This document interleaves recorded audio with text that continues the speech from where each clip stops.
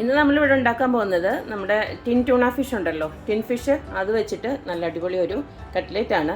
അതും വളരെ ഈസി ആയിട്ടുള്ളൊരു മാർഗ്ഗത്തിലാണ് ഇന്നത് ഉണ്ടാക്കുന്നത്. ഉള്ളി വഴറ്റി ഒന്നും വേണ്ട. മാത്രമല്ല ഇതിന് നമ്മൾ ബ്രെഡ് പൊടി ഒന്നും യൂസ് ചെയ്യുന്നില്ല. പക്ഷേ ഒരു പാക്കറ്റ് ഇതുപോലുള്ള ഏതെങ്കിലും ഒരു നൂഡിൽസ്, ഇതിപ്പോൾ ഞാൻ കോക്ക നൂഡിൽസ് ആണ് എടുത്തേക്കുന്നത്, ഏതെങ്കിലും ഫ്ലേവർ. ഇപ്പോൾ മാഗി വേണമെങ്കിൽ മാഗി എടുക്കാം, അതൊന്നും കുഴപ്പമൊന്നുമില്ല.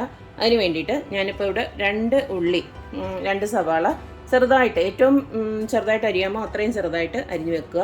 പിന്നെ ഒരു ചെറിയ കഷ്ണം ഇഞ്ചി പൊടിയായിട്ട് അരിഞ്ഞു വെച്ചിട്ടുണ്ട്. പിന്നെ ഒരു 3 പച്ചമുളക് അതും അരിഞ്ഞു വെച്ചിട്ടുണ്ട്.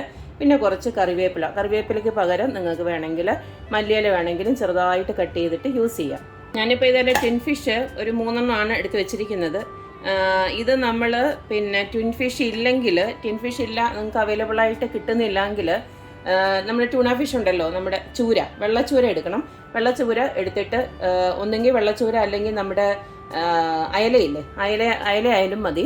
അധികം മുള്ളില്ലാത്ത മീൻ എടുത്തിട്ട് നല്ല ഉപ്പും മുളകും ഒക്കെ, കുരുമുളകും, ഉപ്പും മഞ്ഞൾപ്പൊടിയും കുരുമുളകും ഇട്ടിട്ട് നന്നായിട്ടൊന്ന് വേവിച്ചെടുത്തിട്ട് ഈ ഒരു മെത്തേഡിൽ പ്രിപ്പയർ ചെയ്യാം. ഇനി അടുത്തത് ഞാൻ ഇതിലേക്ക് 2 പൊട്ടറ്റോ, അതായത് പൊട്ടറ്റോ പുഴുങ്ങിയിട്ട് ഞാൻ മാഷ് ചെയ്തെടുത്ത് വെച്ചിരിക്കുകയാണ്. 2 മീഡിയം സൈസ് പൊട്ടറ്റോ ആയിരുന്നു, അത് ഞാനിപ്പോൾ റെഡിയാക്കി വെച്ചിട്ടുണ്ട്.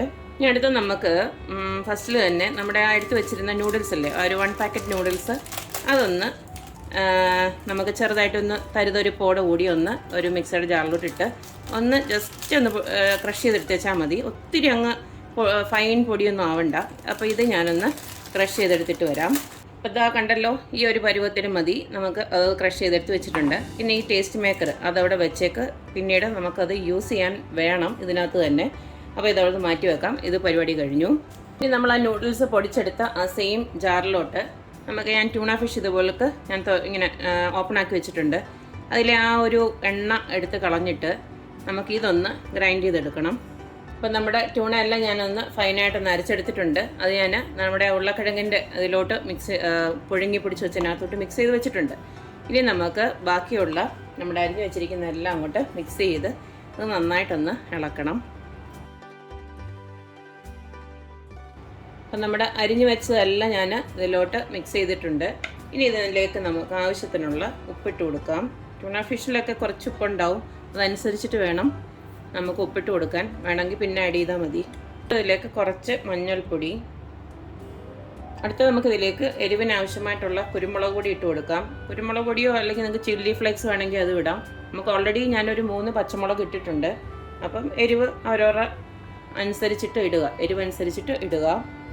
ഇനി ഇതിലേക്ക് നമുക്ക് കുറച്ച് ഗരം മസാലയും കൂടെ ആഡ് ചെയ്യണം. അതൊരു 1/4 ടീസ്പൂണോളം മതി. ഇനി ഇതെല്ലാം കൂടെ നന്നായിട്ട് നമുക്കൊന്ന് മിക്സ് ചെയ്തെടുക്കണം. നല്ല ഭംഗിയിൽ മിക്സ് ചെയ്തെടുക്കണം, കാരണം എല്ലാം ഒരുപോലെ നമുക്ക് മിക്സായി കിട്ടണം. അപ്പോൾ ഇതൊന്ന് നമുക്ക് കൈകൊണ്ട് തന്നെ ഒന്ന് നന്നായിട്ടൊന്ന് മിക്സ് ചെയ്തെടുക്കണം. അപ്പം നമ്മുടെ കട്ട്ലറ്റിനുള്ള മിക്സ് ഇവിടെ റെഡിയായിട്ട് ഞാൻ കുഴച്ച് റെഡിയാക്കി വെച്ചിട്ടുണ്ട്. ഇനി ഇതൊന്ന് മുക്കി പൊരിക്കാൻ വേണ്ടിയിട്ട് നമുക്ക് മുട്ടയുടെ ആവശ്യമൊന്നുമില്ല. അതിന് വേണ്ടിയിട്ട് ഞാൻ കുറച്ച് മൈദയാണ് എടുത്ത് വെച്ചിരിക്കുന്നത്. ഇതിലേക്ക് ഞാൻ ആഡ് ചെയ്യുന്നത് നമ്മുടെ നേരത്തെ മാറ്റി വെച്ചിരുന്ന നമ്മുടെ ടേസ്റ്റ് മേക്കർ ഇല്ലേ, നൂഡിൽസിനകത്തുള്ളത്, അത് ഇതിലോട്ടൊന്ന് ആഡ് ചെയ്യുവാണ്. ഇനി ഇതിലേക്ക് നമുക്ക് കുറേശ്ശെ വെള്ളം ഒഴിച്ച് കൊടുക്കാം. ഒരു തിക്ക് ബാറ്ററാക്കി കിട്ടണം. നമ്മുടെ ബാറ്റർ ഇവിടെ റെഡി ആയിട്ടുണ്ട്. ദാ ഈ ഒരു തിക്ക് കൺസിസ്റ്റൻസിയിൽ നമ്മളാക്കി എടുക്കുക. ഇതിനകത്ത് ഇനി ഉപ്പൊന്നും ഇടണ്ട, കാരണം ഓൾറെഡി നമ്മുടെ ടേസ്റ്റ് മേക്കറിൽ ഉപ്പുണ്ട്, അതുകൊണ്ട് അത് മതി. ഇനി ഇതിലേക്ക് നമുക്ക് കുറച്ച് ചില്ലി ഫ്ലേക്സ് ഒന്ന് ആഡ് ചെയ്ത് കൊടുക്കാം.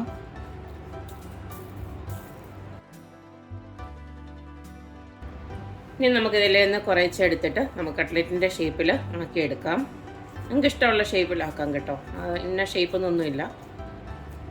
ഞാനിപ്പോൾ ഈ ഒരു ഷേപ്പിൽ ആക്കിയെടുക്കുകയാണ്. എന്നിട്ട് നമ്മുടെ ബാറ്ററിൽ ഇതൊന്ന് മുക്കിയെടുക്കുക. എന്നിട്ട് നമ്മുടെ നേരത്തെ ക്രഷ് ചെയ്ത് വെച്ചിരുന്ന നൂഡിൽസ് ഇല്ലേ, അതിനകത്തോട്ട് ഇത് ജസ്റ്റ് ഒന്ന് ഇടുക.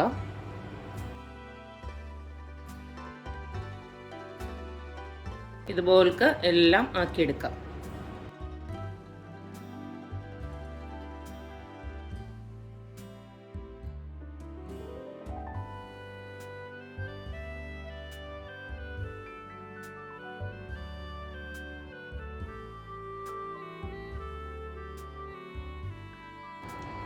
ഇപ്പം നമ്മുടെ കട്ട്ലറ്റ് എല്ലാം ഞാൻ ഇതുപോൾക്ക് റെഡിയാക്കി വെച്ചിട്ടുണ്ട്. ഞാൻ എല്ലാം എടുത്തിട്ടില്ല, കുറച്ച് മാത്രമേ എടുത്തിട്ടുള്ളൂ. നമുക്ക് ഇതുപോൾക്ക് സമയമുള്ളപ്പം ഇതുപോൾക്ക് ആക്കി ഫ്രീസറിനകത്ത് വെച്ച് കഴിഞ്ഞാൽ നമുക്ക് എപ്പോൾ വേണമെങ്കിലും ആഗ്രഹിക്കുമ്പോൾ നമുക്കിത് ഇങ്ങനെ എടുത്ത് ജസ്റ്റ് ഒന്ന് വറുത്താൽ മതി. ബാക്കി പ്രോസസ്സൊക്കെ നേരത്തെ നമുക്ക് സമയമുള്ള അനുസരിച്ചിട്ട് റെഡിയാക്കി വെച്ചാൽ മതി. അപ്പോൾ ഇതൊരു എളുപ്പം മെത്തേഡാണ്. മാത്രമല്ല നമുക്ക് ഇത്തിരി ഡിഫറെൻ്റായിട്ട് തോന്നുകയും ചെയ്യും. കാരണം വെച്ച് കഴിഞ്ഞാൽ നമ്മൾ ഈ നൂഡിൽസൊക്കെ വെച്ചിട്ട് ഇത്ര നാൾ അങ്ങനെയല്ലോ നമ്മൾ ബ്രെഡ് പൊടിയൊക്കെ വെച്ചിട്ടല്ല ചെയ്യുന്നത്. അപ്പോൾ ഇതൊരു ഡിഫറെൻ്റായിട്ട് നമുക്ക് ഫീൽ ചെയ്യുകയും ചെയ്യും. അപ്പോൾ ഇനി നമുക്കിതൊന്ന് വറുത്തെടുക്കണം. ചീനിച്ചട്ടിയിലോട്ട് ഞാൻ എണ്ണ ചൂടാക്കി വെച്ചിട്ടുണ്ട്. സൺഫ്ലവർ ഓയിലാണ് ഒഴിച്ചു കൊടുത്തേക്കുന്നത്. ഇനി നമുക്ക് ഓരോന്നോരോന്നായിട്ട് അത് വറുത്ത് പോരാം.